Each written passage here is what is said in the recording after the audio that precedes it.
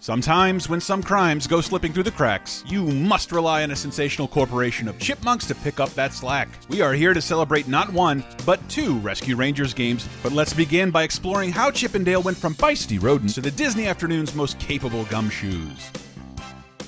Chip and Dale are probably most famous for hilariously hassling Donald Duck. However, Disney's famous chipmunks debuted in 1943's Private Pluto as two identical, nameless chipmunks. Over time, they eventually evolved more distinct features such as Chip's clever personality and Dale's red nose. Then in 1947, the duo got their own cartoon, aptly titled Chip and Dale, and would go on to star in 24 classic theatrical shorts. Now, one of the things kids, and grown-up kids, love about Chip and Dale is how even in spite of their tiny stature, they are perfectly capable of navigating a big, formidable world. For what they lack in stature, they make up for in courage and ingenuity. And the formula of little heroes in a giant world is just too much fun to ever go out of style. So, what if Chip and Dale could take their special brand of comedic survival skills and tackle some real problems? Maybe as a team of crime fighters? And that's exactly what happened when Chip and Dale's Rescue Rangers debuted on television in 1989, and the famous duo were joined by brand new crew members including Gadget Hackwrench, the team's mechanic, Monterey Jack, the cheese-obsessed muscle, and Zipper, the lightning-fast fly.